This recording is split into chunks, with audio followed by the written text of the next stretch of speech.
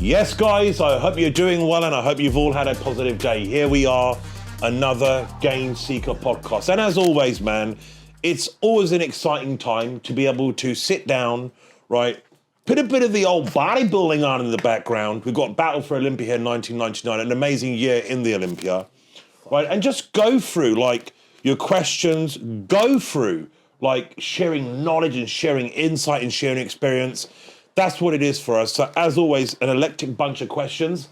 And I hope that you can all take away something from this and learn from it. So very excited to get into it. You got anything to say, Yasser? No, just looking forward to doing this again. Looking forward to going through you guys' questions, giving as much information as we can. And try not to get distracted too much by fucking shit, man. Flex Wheeler was another level. Kenneth Flex Wheeler. If you're a young bodybuilder and you don't know about Flex Wheeler, go and Google him. You'll have a good time. The Sultan of Symmetry was his nickname. An amazing bodybuilder. So let's go into your questions without further ado. Question number 1. When it comes to building performance in the gym, what would you say is the most neglected? One of the most common neglected things I see when it comes to building a body and to improving performance in the gym is people who are actually weak from the core, right? People who are actually weak within their body. And you're probably wondering, what do I mean by that? So let me give you an example. Literally everybody, when they think about building a body, will think about working out in the gym, training, building muscle, doing some cardio, eating a diet that they think is right. The truth of the matter is this, is that when you're building your body and you're going to the gym, you're building up your muscles, that is building your body in external strength, right? So your musculature is the muscle that you're carrying on the outside that you can see that is getting bigger, you're getting stronger. But truth be told, is that if you really want to create a complete body and you really want to perform to the absolute best of your ability, you are going to need to learn, right, how to use proper core functional strength. I'll give you an example of what I mean. You look at something like Pilates, or you look at something like yoga, and if you look at that from the outside, you probably think it's just a bit of sort of sedentary, relaxed stretching, right? Take most athletes, take most bodybuilders, and get them to go through a session of Pilates, or get them to go through a session of yoga, and you know what you'll see? You'll see them shaking like a shitting dog. Why? Even though they got all this muscle, even though they got all this strength, they have no actual core strength, right? They have no strength in their scapula, they have no flexibility in the spine, they have no mobility in the hips. And what you've got to realize is that when you're building a body from the outside and you're not thinking about that core kinetic chain strength, you are actually missing out on how strong you can be. You're actually missing out on how well you can build a body. So if you're looking to truly take yourself to another level in building a body and in your actual physical performance, then I can't emphasize enough. I cannot emphasize enough that you need to start working on building up genuine core strength and building up genuine mobility in your hips, building up genuine strength in your scapula, and building up genuine flexibility in your spine. Because once you understand how to utilize your body as a whole, right, you are going to be the strongest version of you. All the time I get these questions is that, like, what should I do? Where should I start? I've created a free download for you, right? Which is gonna cover basic stretching movements to help release your scapula and build a stronger scapula, to help increase your spine flexibility and to increase your hip mobility. It's completely free. If you go to the link in my bio, you'll be able to download it or DM me directly. I want you to give it a go. And I'm telling you now, within a couple of weeks, you won't fucking believe the difference in your training sessions, how much better you're able to perform, how much stronger you feel within your body, and how much more explosive you're able to push yourself. When you think about building a body, don't just think about the sexy muscles, man, the muscles that people see. Think about the core kinetic chain and creating a body that is strong all the way through. If you can't even fucking bend over and stretch, right, without shaking, right? If you can't even do a plank without shaking, if you have no range of motion in your scapula, if you have no flexibility in your spine, if you have no mobility in your hips, no matter how much fucking muscles you got, you're weak. Understand that and understand everything.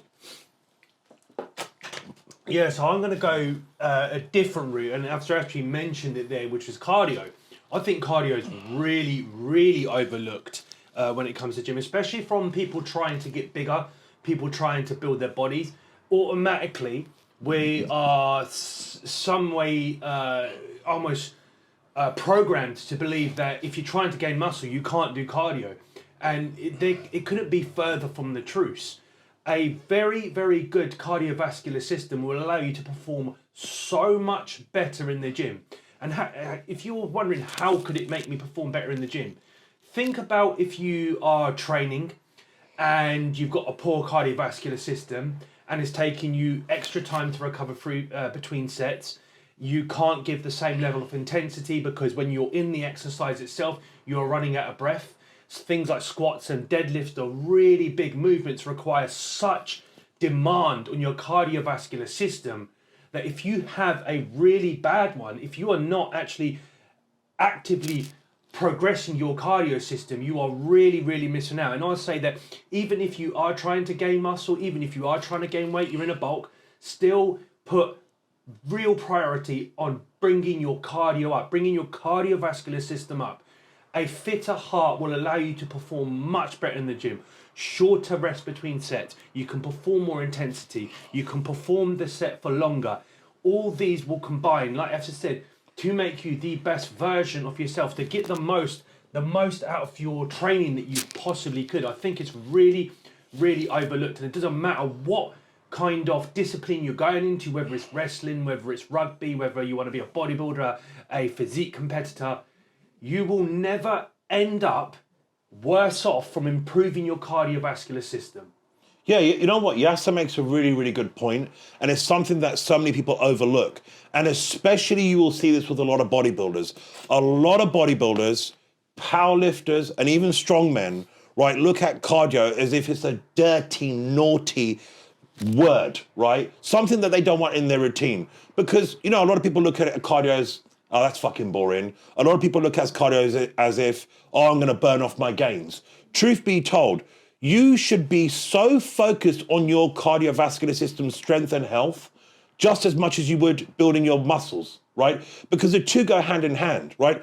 The fitter and more efficient your heart is, the better your ability to be able to work out harder, the better your ability to be able to recover between sets, and the better your ability in terms of building a body. So when you look at building a body, don't just fall for the allure of the external, building muscle, right? We know that it looks good. But the reality is that if you look a little bit deeper and start to think about building your body in a 4D way and think about, well, what am I actually doing for my cardiovascular system? Don't tell me fucking steps. Right? It really winds me up when people say steps.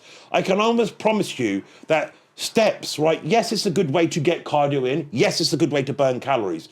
But that's not training your fucking heart, is it? Right? When you look about training your heart, start to look into functional fitness, right? Start to look into HIIT cardio. Start to look into things where you're going to be able to challenge your heart and really create a situation, right, where you've created a powerful, strong cardiovascular system that is inherently not only going to help you perform better in the gym, not only help you make more progress, right, but ultimately, man, it's going to ensure that you have a great life full of longevity and a great quality of life too.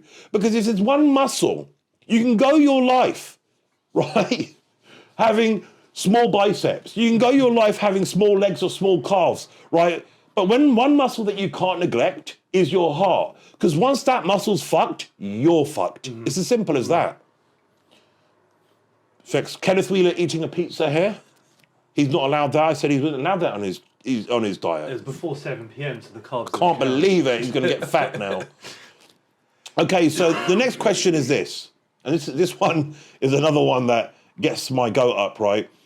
Is it true? Is it really true that if you truly want to lose body fat, that you shouldn't eat any carbs whatsoever. And you see this being perpetuated out there. You see it being perpetuated out there all the time, right? That a lot of people are under the misguided belief that the way to get into great shape is to cut out all your carbohydrates, right? And to be honest with you, it's actually the way to not get into great shape. And you're probably thinking, well, what do you mean? You look at a lot of diets, right, that promote fast and rapid weight loss. Look at the sort of premise on which they're built on. You'll notice that they remove carbohydrates from the diet. And do you want to know why?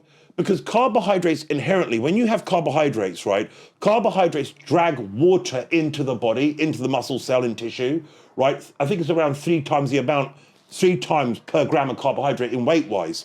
So when you remove carbohydrates from your diet, that initial weight loss that you see, that big weight loss, has got fuck all to do with body fat and everything to do with water retention. So you think by cutting your carbohydrates out, oh my God, man, I've lost like 10, 20 pounds in 2 weeks. Guess what? That ain't body fat. That is literally water weight. I personally think that if you're truly looking to build your body, so your concern isn't just losing weight, you actually want to build a shape. So you want to build muscle tissue, you want to have a body that is firm, you want to have great tone, right? You want to be able to perform well. Carbohydrates, in my personal opinion, should be an essential part of your diet. They absolutely play a role. What you've got to realize is that when it comes to constructing a diet, and you'll see me do this because I post so many client diets up all the time. When it comes to building a diet, man, you don't demonize one macronutrient. But protein, carbohydrates, and fats all play a role. And let me tell you why carbohydrates are so good in a diet. Because first of all, carbohydrates, if they're utilized properly, right, and you set your diet up correctly, are there to help you perform a lot better. Now, yes, you can perform if you don't have carbohydrates in your body. Guess what? You're not gonna fall to fucking pieces, but there's no doubt about it that you will have a markedly, right, greater performance if you know how to utilize carbohydrates. Number one. Number two, you've got to realize when we're talking about how a body looks, so how full, how 3D the muscle is, carbohydrates play a vital role in that. That's why you hear bodybuilders who will have refeeds, or they will carb up, or they're carb cycling. Part and parcel of that, having those carbohydrates in your diet, is so that as you're losing fat, you don't want to wither down. You want to keep the muscles as full as possible, so you have the most 3D look as possible. Carbohydrates are fantastic for that. So you don't demonize carbohydrates, man, right? Your goal to getting great success in your journey of getting into great shape, the villain isn't carbohydrates. The villain is how much fucking food you're eating and how less activity you're doing. Those are the villains. What you need is not to worry about carbohydrates. What you need is to worry about changing your lifestyle, right? So to have a lifestyle where you have a healthy, balanced diet, yes, good amount of protein, yes, good amount of fats, cycling your carbohydrates dependent on the activity that you're doing and the goal that you're trying to achieve and how you're looking, right? And then also looking at all the external factors. What are you doing for your cardiovascular? What are you doing for your training? How hard are you working in both? Because I'll say it to you again, and I've said it to you before, and I'll say it to you again. Please understand, a diet is not going to build you a body. You're not going to suddenly eat a diet and all of a sudden you've now got peaked biceps. All of a sudden you've now got a thick inclined chest. All of a sudden you've got a wide back. That's not how it works. Once you've got your diet in a correct place, guess what? You then have to put that diet to work. And it comes down to what you're fucking doing in the gym, right? And what you're doing with your cardio that'll ultimately determine the success that you have. I'll give you an example of what I mean. If you've got 2 twin brothers and they're both on the same diet, same genetics, same builds, right? The brother they're on the same diet. The brother who's training and doing cardio and pushing themselves is going to go so much further and build so much more of a better body than the guy who's on the same diet, right, by not doing that. So you've got to look at the totality. People will look at, oh, carbohydrates is the villain. If I don't eat any carbohydrates, I'm going to get into great shape. It don't work like that. It don't work like that. You have to look at the whole lifestyle. You have to look at everything you're doing. You have to know how to work with each macronutrient according to your body and the phase that you're in. So don't demonize carbohydrates because they have an essential place in a diet, right? When it comes to building a body. Yeah, absolutely, man. The thing is that carbohydrates are demonized for some reason as something that will make you gain weight, something that will make you make it hard to be able to lose weight, something that makes you bloated. And AHCC spoke about there. Yes, there is the thing about water retention, but if you look at the overall diet, if you look at the overall way the body works, carbohydrates is not the problem. The problem is eating too much food. The problem is not moving enough. The problem is not training enough. The problem is not working hard and being motivated and being disciplined with yourself. That is the problem. The problem is not carbohydrates. I've had so many people come to me who have completely cut carbs out of their diet, and then they've got to a sticking point and they're like, well, I can't remove no more carbs. I can't do this. I can't do that. The first thing I do is actually bring their carbs up. And I'll tell you why, because carbohydrates are absolutely pivotal in being able to allow us to train hard in the gym, allow us to perform our cardio well, to allow us to have energy during the day. We need carbohydrates. A lot of people are misguided in the fact that they'll start a diet, they'll keep everything the same, and they'll just stop eating bread or pasta. You hear it all the fucking time. Oh, I stopped eating bread and I lost weight. You didn't. You had less calories. That's all you done. You did it. It wasn't bread. If you'd cut out the extra chicken or the extra fish that you eat, you would have lost exactly the same amount of weight. You only lost the weight because you reduced your calories. When we look at dieting as a whole, and I hate this word, but sometimes you have to give it so simple that it makes sense. It's calories in versus calories out, right? And if you are overeating, whether you're overeating on carbs or fats or protein, you are going to gain weight. You're not going to lose weight. If you are in a calorie deficit, whether that be that your carbs are really high and your protein's really low, or your protein's really high and your carbs are really low, you will drop fat, you will drop weight.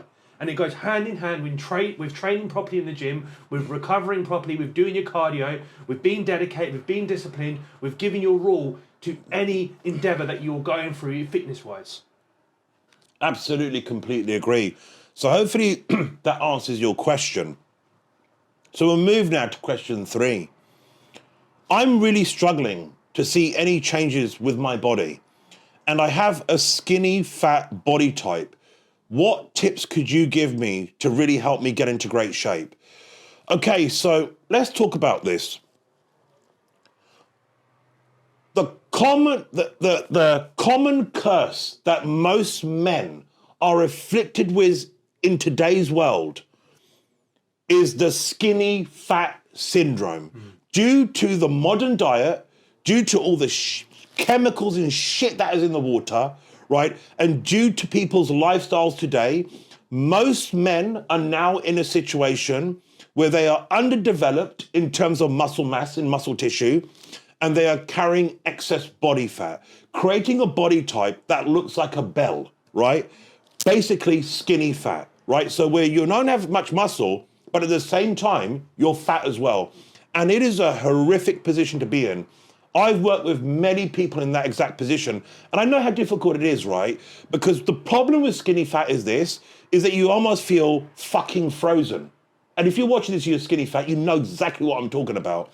You try to bulk up, and the only thing that's getting fucking bigger on you is your waist. You try to cut, and you just look skinny with just as much fat.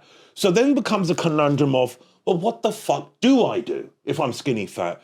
The answer to that question is, you got to do both. You got to build muscle and you got to lose fat at the same time. Now, you're probably watching this, and maybe you've read on Google, right? And you're thinking to yourself, oh, it's not possible to build muscle and lose fat at the same time. Yes, it is. We're talking about over a year fucking period, right? So when I talk about building muscle and losing body fat, I'm not talking that all of a sudden you're going to be doing both. What I mean is that over a year, you don't necessarily want to do a cut and you don't necessarily want to do a bulk. What you want to do is both. And how you implement that is you phase it, right? So you have a period where you push fat loss, drop a bit of body fat.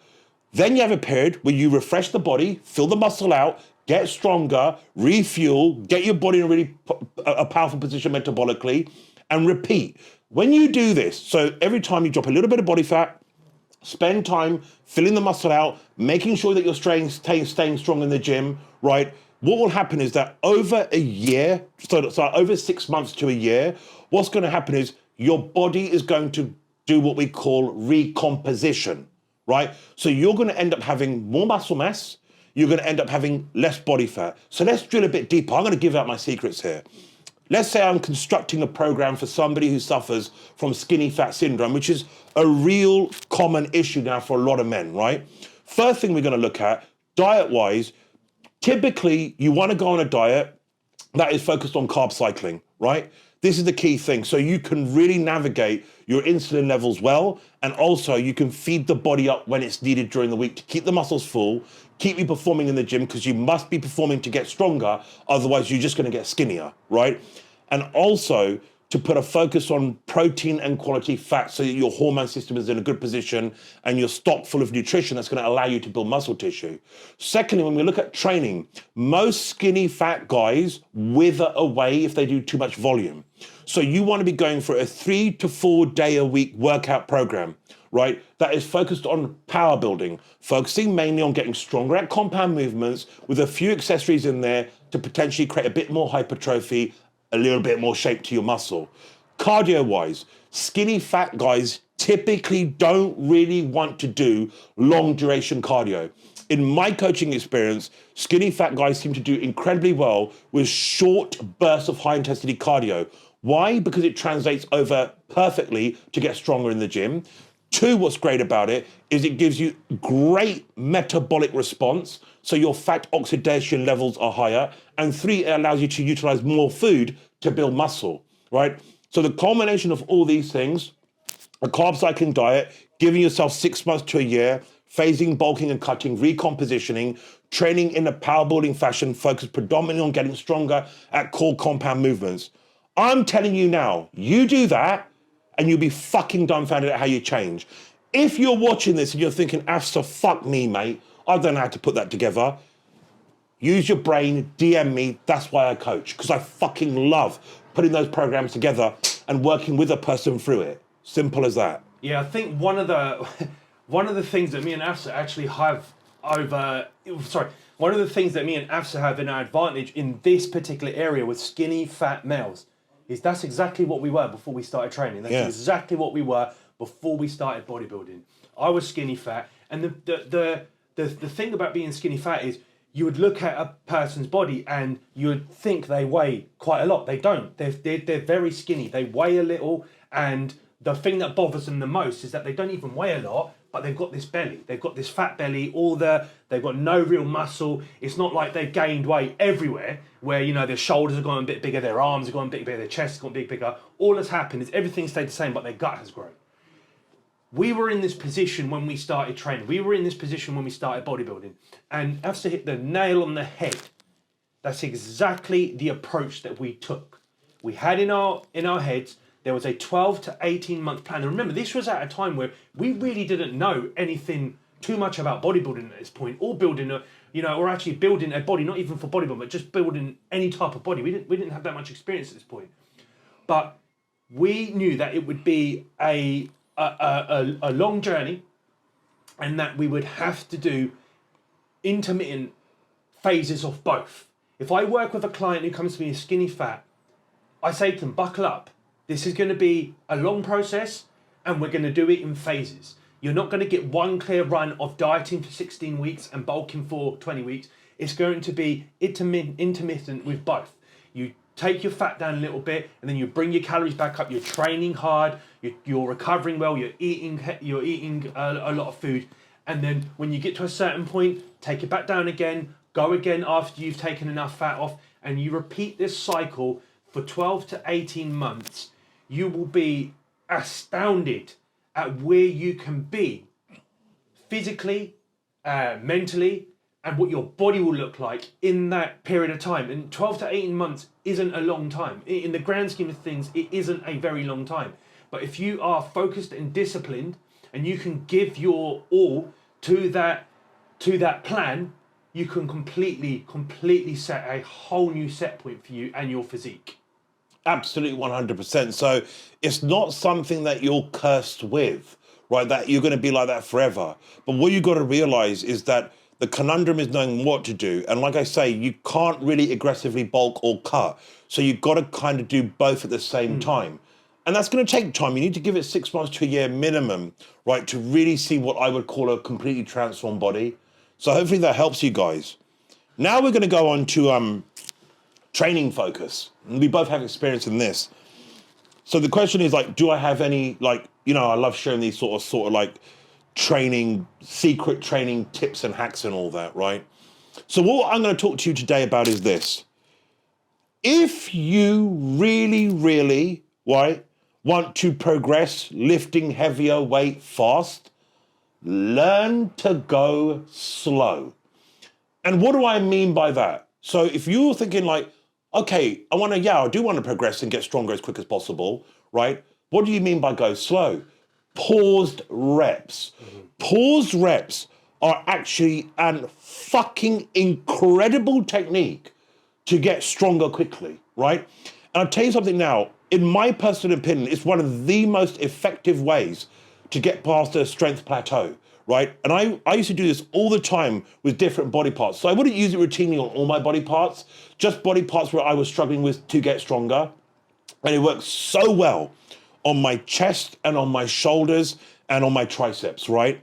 And let me tell you this. So when it comes to how it works, you see pause reps. And remember, when you're doing pause reps, you can only do a short rep range of like 4 to 6 real pause reps. Pause rep sets are not going to be where you're doing 10, 15 reps. And it's not about lifting lightweight. What it's about is this. When you are able to take a weight, right, that might be like 70, 80% of your maximum weight that you can lift for say 6 to 8 reps, and you now pause that, right? And you get used to holding it in the stretch position and then pushing the weight forward, right? What will happen is that you get so strong at the weakest part of the movement that when you go back to training with a sort of regular rep speed, you will be so much stronger. It will fucking blow your mind. And this worked so well for me that the first time I did it, I couldn't believe it. So I spent a couple of weeks where I was focused just purely on paused bench press, right? Working with about 70 to 80% of my maximum weight that I could do for a 6 to 8 rep set. After spending time doing the pause rep work, once I got back to doing reps at normal speed, it almost felt like butter. That's how quickly the weight moved. Pause reps are such an effective way to build up strength.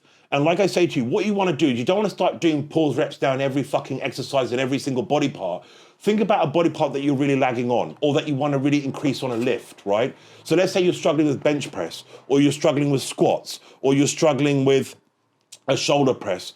Using a pause technique where you pause at the stretch position of the rep, hold it for a count of 1 to 2 seconds, right? Then fire the weight up. If you get used to moving weight in that fashion, basically what it does, it almost creates a complete chain of strength, right? Where you would typically be at your weakest, you're now getting stronger. So that when you go back to normal reps, you'll find that you almost have no weakness, right? Because you're able to move the weight with such control, such efficiency, and such effectiveness. Yeah, my secret tip's actually going to be in the same vein as Afsa's in terms of slowing down the rep. But about 7 years ago, I trained with a very well-known coach in England, Dave Crossland. And if you haven't seen him, he's about 6 something, 350 plus pounds. He's an absolute fucking juggernaut, isn't he? Big old bear. Big old boy with a big fucking beard. Big old Dave Crossland. Looks like he's going to slap you up if you don't follow what he says. And I tell you what, I trained with him and he taught me this technique because I said to him, I'm really struggling with my chest, to bring my chest up. And he said, I use this technique with a lot of people to bring up lagging body parts. The number one problem people have with weaker body parts is connection. It's as simple as that.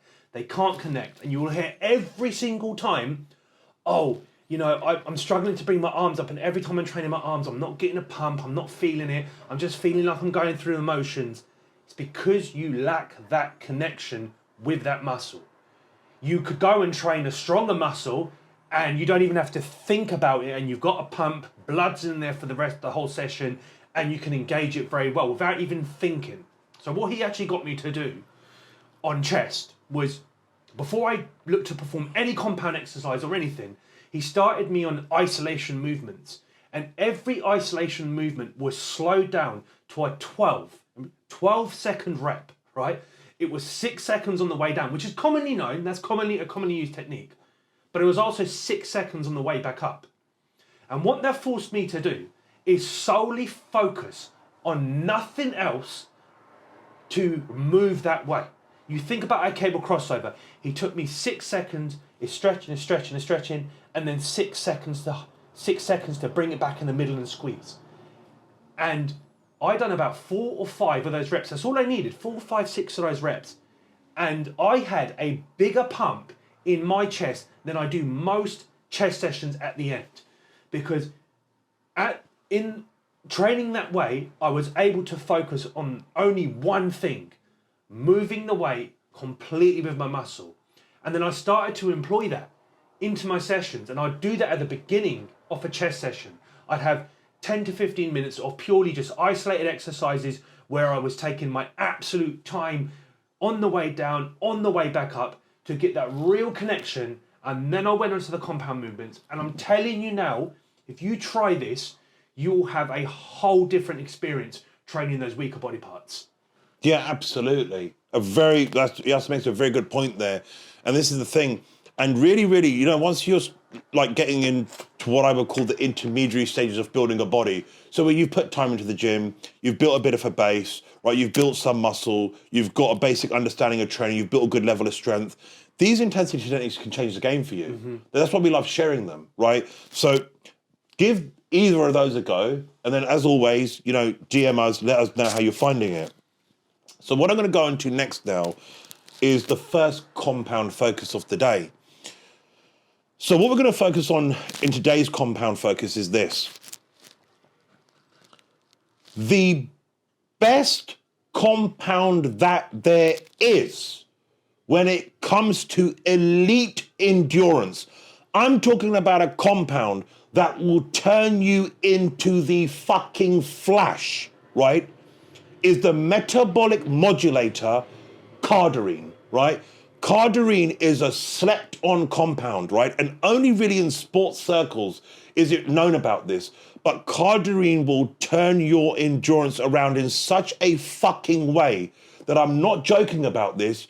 You will feel superhuman. You will not believe at how much stamina and how much endurance ability that you get from this compound, right?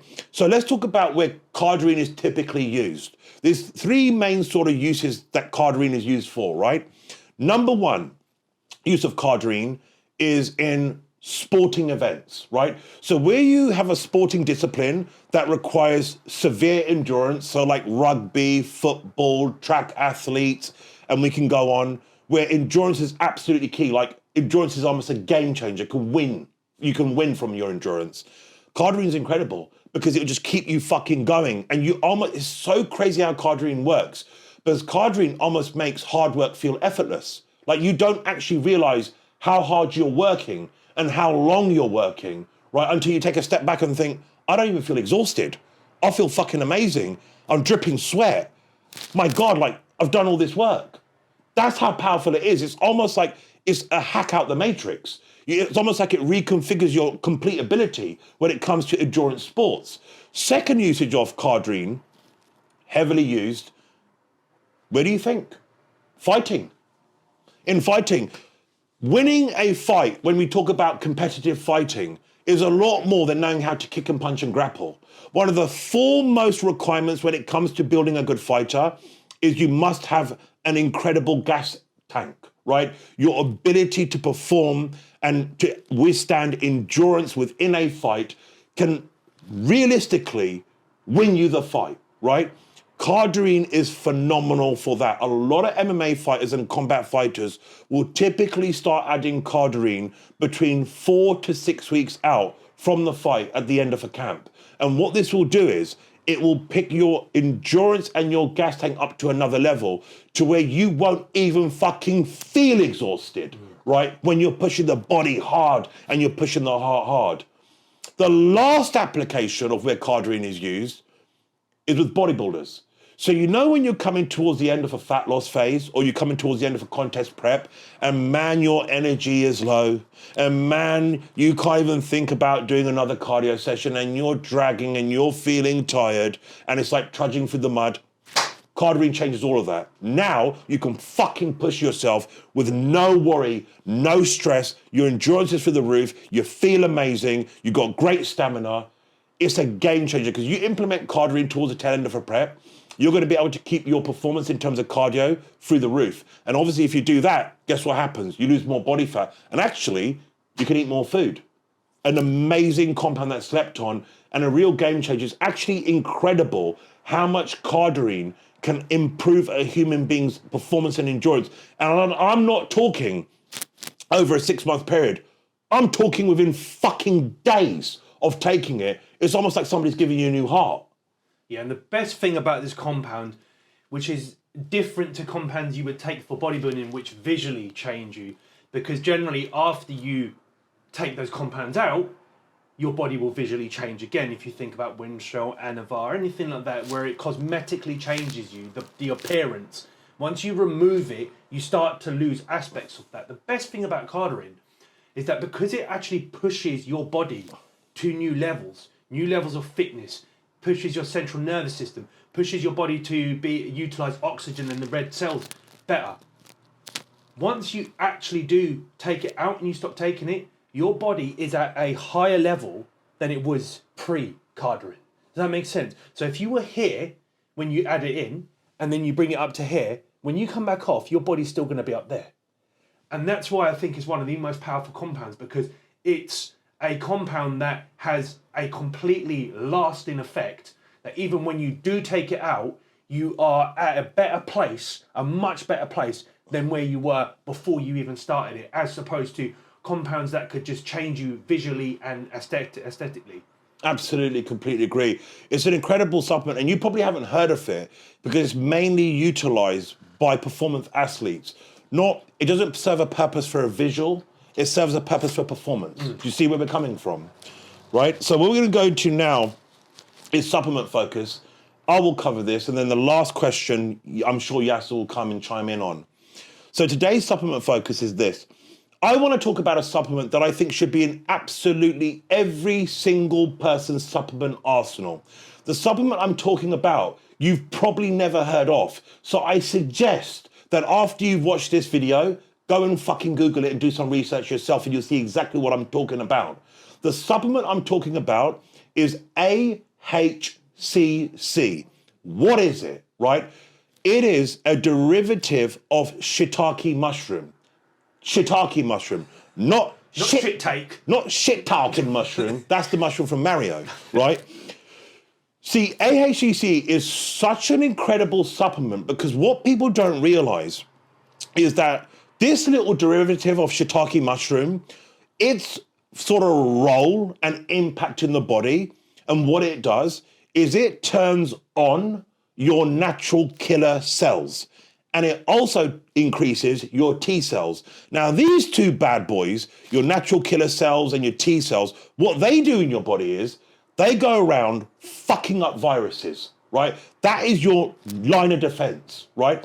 AHCC is so powerful that it is being utilized to help post-chemotherapy patients bring their immune system back to full strength. So if we talk about a situation where you want to take a natural supplement that absolutely 100% unequivocally is going to help bolster your immune system to another level when it comes to warding off viruses, when it comes to recovering from illnesses, AHCC should be in everybody's cupboard to utilize, right? Because it is so impactful in what it does for the body. Because now what you're doing is you've got a supplement that is genuinely, right, not only harnessing, increasing, but bolstering the line of defense that you have within your body. You would be stupid not to do it, especially when we know there's a virus that is going around that came from Batman, right? From a lab from who knows where, right? That is crippling people's immune systems. Think outside the box, stick to natural supplements that are genuinely impactful. I hope that you've learned something from this video, because a lot of people, when I tell them, especially clients, they're like, I never even heard of AHCC before. I haven't fucking heard of it. He hasn't even heard of it. He's my brother. So hopefully you've learned something new. As always, if you want to learn more, like, follow, comment, share. This is all about sharing knowledge. It's as simple as that. Last but not least, now we're going to cover a great, great compound. Okay. So what I am going to talk about today is this: the most sinister, most powerful injectable steroid that you can ever take. A steroid that can only be compared to the likes of putting on a dark symbiote, Venom himself, right? If you've watched Spider-Man or you've read the comic, you will know that when Spider-Man allows the symbiote, that is Venom, to connect with his body, it changes his whole physiology, physicality, and mentality. It almost switches Peter Parker into dark mode, Venom mode. That is what fucking Tren is in a bottle, right? Tren is sinister. And if you've used Tren, you know I'm telling you the truth. So let's talk about what Tren does, right? So to begin with, in terms of what Tren does to a body, it's actually fucking miraculous what it does. You see, Tren just does everything, right? So Tren will make you bigger, Tren will make you stronger, Tren will make you leaner, Tren will make you harder, Tren will utilize your food more, Tren will help you burn body fat more. Seemingly on paper, it's a wonder drug. It's like, oh my God, all this can happen on Tren. And when you take Trenbolone, you literally fucking see your body change by the day in front of your own eyes, right? The problem is what comes along with those results. You see, Tren is such a bad compound when it comes to side effects, because it hits you on every fucking level that there is, right? You've got to understand that Trenbolone, the way that it affects your mentality, most people can't handle. Now you're getting aggressive over the smaller things. And I don't mean where you get a bit of a temper. I mean where Tren will almost have you plotting to kill somebody, right? That's how deep your anger can get. Tren also affects you sinister in a sexual way. So where you're not thinking, oh, do you know what? Feeling a bit horny today, fancy a Roger, right? You're thinking to yourself, you want to do some 50 Shades of Grey. You've now become Mr. Grey all of a sudden, right? This is what Tren does. It will ramp up your sex drive and your sexuality to a level that you won't believe. Because a lot of people, you know, there's a misconception going around. When you take steroids, you're down below, downstairs, gets dramatically affected and it's useless. Tren is the exact opposite. Tren will not only be able to make you have sexual intercourse for a lot longer, you'll be able to have sexual intercourse a lot more frequently, and fuck me, you can't get it off your mind, right? It literally changes your mentality to where you are turned on all the time, all day long. So now you're turned on and you're really angry, right? It's not a great combination. Trenbolone as well has really negative effects when it comes to prolactin, right? Because the way that it binds in the body. So it's actually, people don't know this, it's quite common to get prolactin-related gyno on Trenbolone. Trenbolone also hits the kidneys hard, right? And the liver. So you have a very toxic compound that ultimately is going to turn you into a toxic person, right? So my recommendation when it comes to Tren is, in all honesty, keep away. Trenbolone typically is best utilized 4 to 6 weeks before a bodybuilding contest, if you are going to use it, to get an ultra hard, dry, round, full look. It will literally morph your physique, especially if you add Trenbolone in when you're already lean. You'll literally look in the mirror and day by day, your body will be improving in every demographic, right? Similarly, in powerlifting strongman contests, Trenbolone utilized a couple of weeks before your meet, a couple of weeks before your event, right, will make a drastic difference in your ability to perform, your ability to be stronger. Outside of that, Trenbolone does have a place in an off season. It could be utilized for short periods to overcome strength plateaus, get more utilization out of your food. On a cut phase, again, it can help you drastically get tighter and harder and leaner. But the reality is this: if you might think it's cool walking around with your Venom suit, but believe me now, Trenbolone claims a lot of victims, man. Trenbolone has caused a lot of bodybuilders irreversible issues. Trenbolone has fucked a lot of people's relationships up. Trenbolone has fucked a lot of people's lives up, right? So my advice is this: stay clear, because just like Spider-Man, once Venom attached to him, he was a changed human being that couldn't see it through his own eyes. And he was in a situation where he didn't want Venom to leave him because he liked that darkness so much. That could be you. And you do not want to build up a mental addiction to the way that Tren makes you feel. Because Trenbolone is not a compound that you can run for long durations, because it will just fuck you up side effect wise. So understand the devil that you're dancing with, right? Before you start sticking this shit in your body, right? Yes, Trenbolone is out there, man. It's one of the most powerful injectables that there is. You'd be hard pushed to find any injectable compound that can compare to Trenbolone. But at the same time, as Peter Parker's father said, with great responsibility. What's it again? With great power. With great power comes great responsibility. So remember that. With great power comes great responsibility. Trenbolone is not a drug to be messed around with. I keep seeing younger lads who think it's fashionable to take Tren.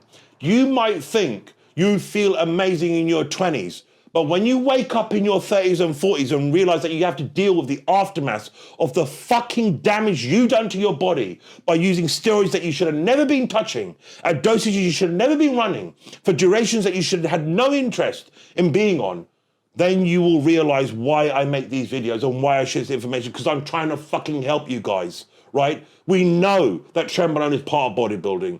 We know that Trenbolone is part of strongman, part of powerlifting. The key is minimize the use to when it's really needed, right? If needed at all. Understand the drug you're dealing with, and then you will know exactly why Trenbolone is something that you want to steer away from. Yeah, 100%. The thing is that I would go as far as saying, if you're not competitively powerlifting or competitively bodybuilding or need it for any competitive purposes, I wouldn't even think about taking it. It would not even contemplate my head. The cons outweigh the pros in the long term far more than the pros that you get in the short term that you are using it. But what I will say is, if you are competing and you've not taken it before and you want a taste of what Trenbolone can do, you might want to use it, and you can use it in small dosages. You have two types of Trenbolone. You have fast acting and you have slow acting. Slow acting will stay in your system a lot longer, takes a lot longer to get in there. Fast acting is in and out of your system very quick. I would say, if you are absolutely adamant on taking it, try the fast acting first, because let me tell you what, if you are not prepared for the side effects, and if it does affect you bad, it's a long time when you take long acting, because you will feel like shit. Mentally you will feel like shit for a while. So if you take faster acting that can get in and out your system, only if you are absolutely adamant you are going to take it. If you take the fast acting version and you don't like it, you can hit it on the head and it'll be out your system very quick, and those side effects that you're getting from it will be removed from your body, removed from your head very, very quick. Be very, very careful. Like I've said, it's on paper, when you hear about it, and as humans we all do this, we never hear negative stuff that we don't want to hear. So we only hear and see the positive things out of it. But it comes with so much possible side effects and so much cons that unless it's absolutely required and you're going to go somewhere competitively, and I don't mean just, go and win, Mr. Village Town, then just be careful with it. Absolutely, 100%. And I want to tell you this as well. not all Tren is created equal. So there are three types of Tren that exist. Trenbolone acetate, Trenbolone anathenate, and Trenbolone hexanate, right? So Trenbolone hex. So let me tell you this, right? Not all Tren is created equal. And if you want to learn, right, about how the different trends have an effect on the body, then make sure you're following this account, because what I'm going to do is I am going to go through a series soon where I break down compounds in their different esters and the effects that they have. So Trenbolone will be one of them, the different esters that you have. Nandrolone will be one of them, the different esters that you have. Testosterone will definitely be one of them, because a lot of people are under this stupid belief that all testosterone is the same. Guess what? It fucking ain't. Right? Believe me now, you take testosterone suspension versus testosterone decanate, you'll fucking know a difference. So if you want to learn more about that, make sure you follow the account, because a lot of that information is going to be coming soon. Outside of that, as always, man, it's a fun-filled podcast for us guys to be able to share with you. We hope you got a lot from it. We're looking really forward to doing the next one. And just keep the questions coming, because we love to talk about this. For us, this is effortless. We could talk about this all day long. And hopefully, we will have the opportunity soon and do a seminar where you can talk to us in person. But until then, we hope these podcasts are treating you well, educating you, and they're quite fun as well. Yeah, just keep asking the questions, because it was actually funny as we grew up and we started to enjoy bodybuilding more. Me, Afsar, and Ayub, all we used to talk about was training, how to train the best routine, how to diet, what cardio you're doing, what can we do. And now we've thankfully been given the chance to be able to share our knowledge with our clients and share our knowledge with people that follow us. And we hope that it's some use to you, that we can share all our experiences, share all our knowledge, and hopefully it answers a question you might have that you might not have even thought that you had. It answers something somewhere in the back of your head. So just keep the questions coming, and we're really enjoying this. Absolutely, 100%. Until next time, have a positive day and keep pushing those gains, guys.